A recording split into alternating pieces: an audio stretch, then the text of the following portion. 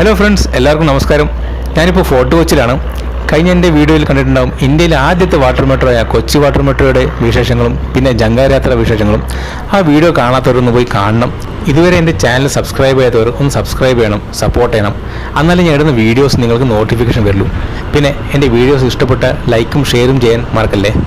ഇപ്പോൾ ഞാൻ പോകുന്നത് ഫോർട്ട് കൊച്ചിയിലെ നീണ്ടകാലത്തെ ചരിത്രമുള്ള മട്ടാഞ്ചേരി ജൂ ടൗൺ കാഴ്ചകളും ഏകദേശം 450 വർഷത്തെ പഴക്കമുള്ള പർദേശി സിനഗോഗിൻ്റെ കാഴ്ചകളും കാണാനാണ്.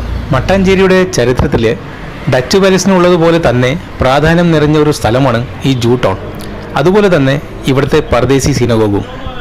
മട്ടാഞ്ചേരി പാലസ് മുതൽ പർദേശി സിനഗോഗ് വരെയുള്ള സ്ട്രീറ്റിനെയാണ് ജൂതത്തെരുവെന്ന് വിളിക്കുന്നത്. ജൂതകാലത്തിൻ്റെ സംസ്കാരവും ചരിത്രവും നിലനിൽക്കുന്ന ഒരു ഹെറിറ്റേജ് ടൂറിസം സ്പോട്ടാണ് ഈ ജൂ ടൗൺ. പിന്നെ ഇത് പ്രധാനപ്പെട്ട ഒരു ടൂറിസ്റ്റ് സ്പോട്ട് ആയതിനാൽ തന്നെ ഇവിടുത്തെ വഴികളെല്ലാം നല്ലപോലെ വൃത്തിയായി സൂക്ഷിച്ചിട്ടുണ്ട്. ഈ സ്ട്രീറ്റിൽ നടന്നു പോകുമ്പോൾ ഈ സ്ട്രീറ്റിൻ്റെ രണ്ട് സൈഡും നിറയെ ഷോപ്പുകളുണ്ട്. പുരാവസ്തുക്കൾ വിൽപ്പനയ്ക്കായി വെച്ചിരിക്കുന്ന ഷോപ്പുകളാണ് മിക്കതും. പഴയകാലത്തെ പ്രതിമകൾ, പാത്രങ്ങൾ തുടങ്ങിയ പലതരം ഉൽപ്പന്നങ്ങൾ ഇവിടുത്തെ ആൻറ്റിക് ഷോപ്പുകളിൽ കാണാം. ഇത്രയും ഏറെ ആൻറ്റിക് ഷോപ്പുള്ള ടൂറിസ്റ്റ് ലൊക്കേഷൻ കേരളത്തിൽ മറ്റെങ്ങും ഉണ്ടാകുമെന്ന് എനിക്ക് തോന്നുന്നില്ല. അതുപോലെ തന്നെ ഈ ഷോപ്പുകളുടെ ഇടയ്ക്കെല്ലാം കുറേ കഫേസും കാണാം. പിന്നെ ഇവിടെ കാണുന്ന എല്ലാ കെട്ടിടങ്ങളും ഹെറിറ്റേജ് ബിൽഡിങ്സ് ആണ്. അതുകൊണ്ട് ഇവിടെ പുതിയ നിർമ്മാണങ്ങൾ അനുവദിക്കുകയില്ല. അങ്ങനെ ഞാൻ നടന്ന് ഈ റോഡിൻ്റെ അവസാനമുള്ള സിനഗോഗിൻ്റെ അടുത്തെത്തി. ഇവിടെ കാണുന്ന ഈ ക്ലോക്ക് ടവർ കണ്ടില്ലേ? ഇത് 1760 അറിയപ്പെടുന്ന ജൂത ബിസിനസ്മാനായ എസക്കിൽ പ്രണാബിയാണ് ഈ ക്ലോക്ക് ടവർ നിർമ്മിച്ചത്. ഇതാണ് കൊച്ചിൻ പർദേശി സിനഗോഗ് അഥവാ മട്ടാഞ്ചേരി സിനഗോഗ്. വിദേശി അല്ലെങ്കിൽ രാജ്യത്തിൻ്റെ പുറത്തുനിന്ന് എത്തിയവർ എന്നൊക്കെയാണ് പർദേശി എന്നതുകൊണ്ട് ഉദ്ദേശിക്കുന്നത്. കോമൺവെൽത്ത് രാജ്യങ്ങളിൽ തന്നെ ഏറ്റവും പുരാതനമായ ഈ സിനഗോഗിന് 450 വർഷത്തിൽ ഏറെ പഴക്കമുണ്ട്. ഇതിൻ്റെ അകത്ത് കയറാൻ എൻട്രി ഫീ 10 രൂപയാണ്. ദേവാലയത്തിനകത്ത് കയറുന്ന മുമ്പ് റൈറ്റ് സൈഡിൽ ഒരു പെയിന്റിംഗ് ഹാളും ഉണ്ട്. കൊച്ചിൻ രാജാക്കന്മാരും ജൂതന്മാരും ആയുള്ള ബന്ധം വിവരിക്കുന്ന നിരവധി പെയിന്റിങ്ങുകൾ ഇതിൻ്റെ ഉള്ളിൽ കാണാം. ലോകത്തിലെ തന്നെ ഏറ്റവും പഴക്കം ചെന്ന മതങ്ങളിൽ ഒന്നാണ് ഈ ജൂതമതം അഥവാ യഹൂദമതം. AD 70 ജെറുസലേമിലെ ജൂതന്മാരുടെ രണ്ടാം ദേവാലയം റോമൻകാർ ആക്രമിച്ചു. അതുപോലെ മറ്റു രാജ്യങ്ങളിലും ജൂതന്മാർ ആക്രമിക്കപ്പെട്ടു. പൊറുതിമുട്ടിയ ഇസ്രായേൽ അടക്കമുള്ള രാജ്യങ്ങളിലുള്ള യഹൂദർ ലോകത്തിൻ്റെ പല ഭാഗങ്ങളിലേക്ക് പോയി. അതിൽ ഒരു വിഭാഗം കേരളത്തിലും എത്തി എന്നാണ് പറയപ്പെടുന്നത്.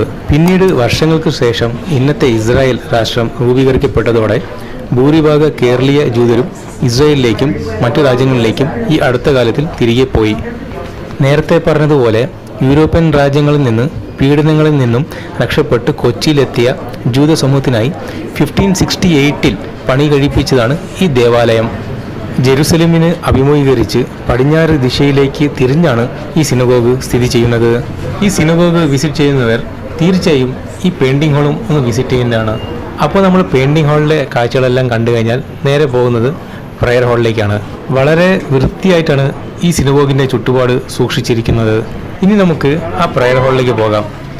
ഉള്ളിലേക്ക് എൻട്രി ചെയ്യുമ്പോൾ തന്നെ ആ പഴമ നമുക്ക് ഫീൽ ചെയ്യാം. പ്രയർ ഹാളിലേക്ക് എൻട്രി ചെയ്യുമ്പോൾ തന്നെ ഫ്രണ്ടിൽ രണ്ട് സൈഡും 2 പിച്ചള തൂണുകൾ കാണാം. ഇത് സോളമൻ്റെ ക്ഷേത്രത്തിൻ്റെ തൂണുകളുടെ പ്രതീകമാണ്.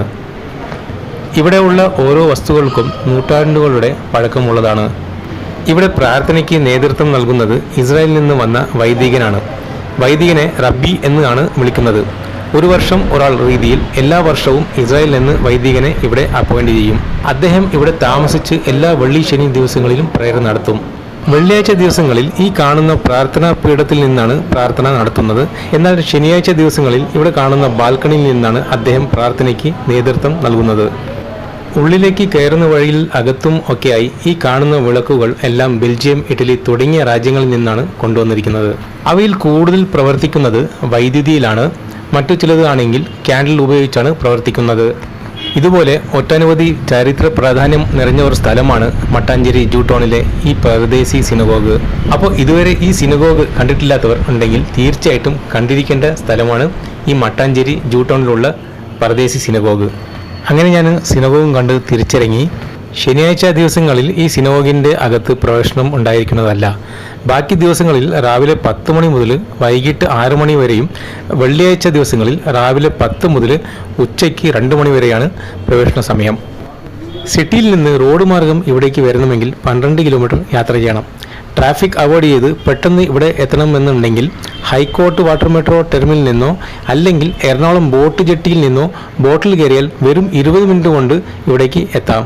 അപ്പോൾ എറണാകുളം കറങ്ങാൻ വരുന്നവർ തീർച്ചയായും ഫോർട്ട് കൊച്ചി മട്ടാഞ്ചേരിയിലെ ഈ ചരിത്ര പ്രാധാന്യമായ ഈ ജൂ ടൗണും സിനഗോഗും വിസിറ്റ് ചെയ്യാൻ മറക്കല്ലേ.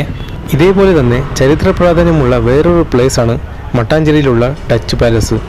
ഫ്രൈഡേ ദിവസങ്ങളിൽ ഒഴിച്ച് ബാക്കി എല്ലാ ദിവസങ്ങളിൽ നമുക്ക് ഡച്ച് പാലസിൻ്റെ ഉള്ളിൽ പ്രവേശനം അനുമതി ഉണ്ടായിരിക്കുന്നതാണ്. സിനഗോഗൊക്കെ കണ്ട് ഞാൻ തിരിച്ചു പോകുമ്പോൾ വളരെ പരിചയമുള്ള ഒരു സ്ഥലം കണ്ടു. അപ്പോഴാണ് ഞാൻ ഓർത്തത്, ഇത് നമ്മുടെ ബിഗ് ബിയിലെ ബിലാലിക്കയുടെ വീടല്ലേ എന്ന്. എന്നാൽ ശരിക്കും ഇത് വാസ്കോ ഡ ഗാമയുടെ വസതി ആയിരുന്നു എന്ന് വിശ്വസിക്കപ്പെടുന്ന വാസ്കോ ഹൗസാണിത്. ഫോർട്ട് കൊച്ചിയിലെ ഏറ്റവും പഴയ പോർച്ചുഗീസുടെ വസതികളിൽ ഒന്ന്. 2007 മമ്മൂട്ടി അഭിനയിച്ച ബിഗ് ബി എന്ന മലയാളം സിനിമയിൽ ഇടം പിടിച്ചതോടെ വാസ്കോ ഹൗസ് മലയാളികളുടെ ഇടയിൽ പോപ്പുലറായി. ഇവിടുത്തെ പ്രധാന ടൂറിസ്റ്റ് അട്രാക്ഷൻ കൂടിയാണിത്. ഇതാണ് സെന്റ് ഫ്രാൻസിസ് ചർച്ച്. ഈ ചർച്ചിന് 500 വർഷം പഴക്കമുണ്ട്. 1503 ഈ ചർച്ച് സ്ഥാപിക്കപ്പെട്ടത്. ഇന്ത്യയിൽ തന്നെ ഏറ്റവും പഴക്കമുള്ള പള്ളിയും കൂടിയാണ് ഇത്. ഈ ചർച്ചിന് വേറെയും പ്രാധാന്യമുണ്ട്. 1524 വാസ്കോ ഡ ഗാമ മരിച്ചപ്പോൾ അദ്ദേഹത്തിന് ഈ പള്ളിയിലാണ് അടക്കം ചെയ്തത്. പിന്നെ 14 വർഷത്തിന് ശേഷം അദ്ദേഹത്തിൻ്റെ മകൻ കൊച്ചിയിലെത്തി അദ്ദേഹത്തിൻ്റെ ശരീരാവശിഷ്ടങ്ങൾ പോർച്ചുഗലിലേക്ക് കൊണ്ടുപോയി. ഞായറാഴ്ച ദിവസങ്ങളിൽ ഈ ചർച്ചിൻ്റെ അകത്ത് പ്രവേശനം ഉണ്ടായിരിക്കുന്നതല്ല. ബാക്കി ദിവസങ്ങളിൽ രാവിലെ 9 മണി മുതൽ വൈകിട്ട് 5 മണി വരെയും ശനിയാഴ്ച ദിവസങ്ങളിൽ രാവിലെ 9 മണി മുതൽ ഉച്ചയ്ക്ക് 2 മണി വരെയാണ് പ്രവേശന സമയം. ഞാനിപ്പോൾ തിരിച്ച് ഫോർട്ട് കൊച്ചിയിൽ നിന്ന് ജങ്കാറിൽ കയറി വൈപ്പിന് പോയി പിന്നെ അവിടുന്ന് വാട്ടർ മെട്രോയിൽ കയറി ഹൈക്കോർട്ട് ടെർമിനലിലേക്ക് പോവുകയാണ്. എൻ്റെ ഈ ചാനലിൽ ഞാൻ നേരത്തെ കൊച്ചി വാട്ടർ മെട്രോയിലും ജങ്കാറിലും യാത്ര ചെയ്ത ഡീറ്റെയിൽ വീഡിയോ ഇട്ടിട്ടുണ്ട്. അത് കാണാത്തവർ ഒന്ന് പോയി കാണണേ. കണ്ട് നിങ്ങളുടെ വിലപ്പെട്ട അഭിപ്രായങ്ങളും നിർദ്ദേശങ്ങളും കമൻറ്റ് ബോക്സിൽ കമൻറ്റ് ചെയ്യാൻ മറക്കല്ലേ. അപ്പോൾ കൊച്ചിയൊക്കെ കണ്ട് ഞാനിപ്പോൾ നേരെ വന്നിരിക്കുന്നത് തൃശ്ശൂരിലുള്ള സ്നേഹിതരം ബീച്ചിലേക്കാണ്. ഈ ബീച്ച് എവിടെയാണെന്ന് വെച്ചാൽ തൃശ്ശൂർ ജില്ലയിലെ തള്ളിക്കുളം എന്ന സ്ഥലത്താണ് ഈ ബീച്ച് ലൊക്കേറ്റ് ചെയ്യുന്നത്. തൃശ്ശൂർ ടൗണിൽ നിന്നും ഒരു 25 കിലോമീറ്റർ ആണ് ഇവിടേക്കുള്ള ദൂരം. ഇത് ബീച്ചിന്റെ മെയിൻ എൻട്രൻസ് അല്ല. നമ്മളിവിടെ കാർ പാർക്കിംഗ് ചെയ്തപ്പോൾ നേരെ ബീച്ചിലോട്ട് ഇറങ്ങിയേ ഉള്ളൂ. മെയിൻ എൻട്രൻസ് കുറച്ച് അപ്പുറത്തുണ്ട്, കുറച്ചും കൂടി പോകാനുണ്ട്. അവിടെ നിന്ന് എൻട്രി ഫീ ഉണ്ട്. മുതിർന്നവർക്ക് 10 രൂപയും കുട്ടികൾക്ക് 5 രൂപയാണ്. അതിൻ്റെ അകത്ത് തന്നെ കുട്ടികൾക്ക് ചിൽഡ്രൻസ് പാർക്ക് ഉണ്ട്, പിന്നെ വലിയൊരു അക്വേറിയം ഉണ്ട്, പിന്നെ ഗാർഡനും ഉണ്ട്, പിന്നെ തൊട്ടടുത്ത് തന്നെ ഒരു ഓപ്പൺ ജിമ്മും കൂടി ഉണ്ട്. ബീച്ച് എന്ന് പറയുമ്പോൾ തന്നെ എല്ലാവർക്കും ഭയങ്കര ഇഷ്ടമാണല്ലോ. അതിപ്പോൾ കുട്ടികളാണെങ്കിലും ശരി, മുതിർന്നവരാണെങ്കിലും ശരി, ഫാമിലി ആയിട്ടും ഫ്രണ്ട്സായിട്ടും പിന്നെ കപ്പിൾസായിട്ടും വന്ന് എൻജോയ് ചെയ്ത് ചില്ല് ചെയ്ത് പോകാൻ പറ്റിയ ബെസ്റ്റ് സ്പോട്ടാണ് ഈ സ്നേഹിതരം ബീച്ച്. നമ്മൾ ഈവനിങ് സമയത്താണ് വന്നത്, 4:30-5 മണിക്ക്.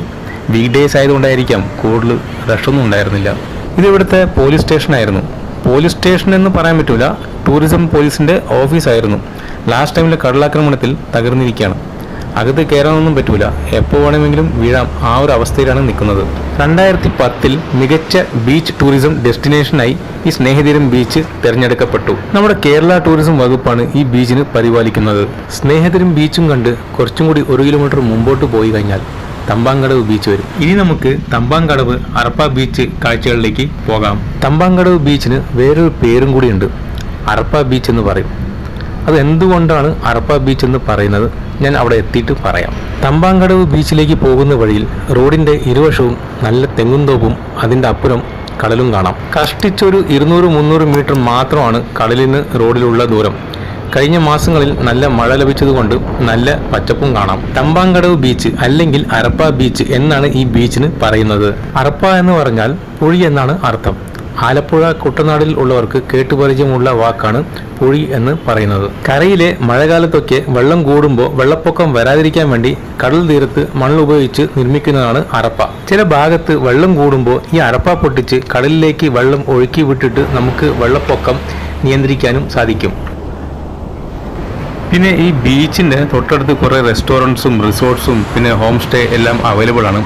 നിങ്ങൾ നേരത്തെ ഈ ബീച്ചിലേക്ക് വരാൻ പ്ലാൻ ചെയ്യുകയാണെങ്കിൽ, ഫാമിലി ആയിട്ടേക്ക് വരാൻ പ്ലാൻ ചെയ്യുകയാണെങ്കിൽ നിങ്ങൾ നേരത്തെ ഓൺലൈനൊക്കെ റൂംസ് ബുക്ക് ചെയ്തിട്ട് വരാം.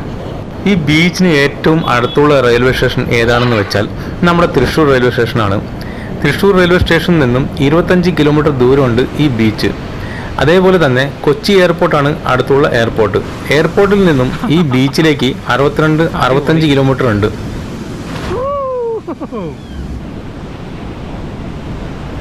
പിന്നെ എൻ്റെ ഈ ഓരോരോ യാത്രകളും എനിക്ക് പുതിയ പുതിയ മെമ്മറീസും എക്സ്പീരിയൻസുമാണ് തരുന്നത്. ആ ഒരു മൊമെൻറ്റ്സും എക്സ്പീരിയൻസും ഞാൻ എൻജോയ് ചെയ്ത് എൻ്റെ ക്യാമറയിൽ ഷൂട്ട് ചെയ്ത് അത് പിന്നെ എഡിറ്റ് ചെയ്ത് നിങ്ങളുടെ മുമ്പിൽ ഞാൻ എത്തിക്കുന്നു.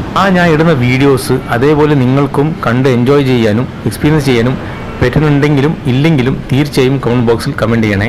എന്നാലേ എനിക്ക് അടുത്ത വീഡിയോസൊക്കെ ബെറ്റർ ഷൂട്ട് ചെയ്ത് എഡിറ്റ് ചെയ്ത് നിങ്ങളുടെ മുമ്പിൽ എത്തിക്കാൻ സാധിക്കുകയുള്ളൂ. പിന്നെ ഞാനിടുന്ന ഈ വീഡിയോസൊക്കെ നിങ്ങൾക്ക് ഇഷ്ടപ്പെട്ടാൽ ലൈക്ക് ചെയ്യാനും ഷെയർ ചെയ്യാനും പിന്നെ ഇതുവരെ എൻ്റെ ഈ ചാനൽ സബ്സ്ക്രൈബ് ചെയ്യാത്തവർ സബ്സ്ക്രൈബ് ചെയ്യാനും മറക്കല്ലേ. ഇത്രയും പറഞ്ഞുകൊണ്ട് ഞാൻ ഈ വീഡിയോ ഇവിടെ അവസാനിപ്പിക്കുന്നു. Thanks for watching. Bye. Take care.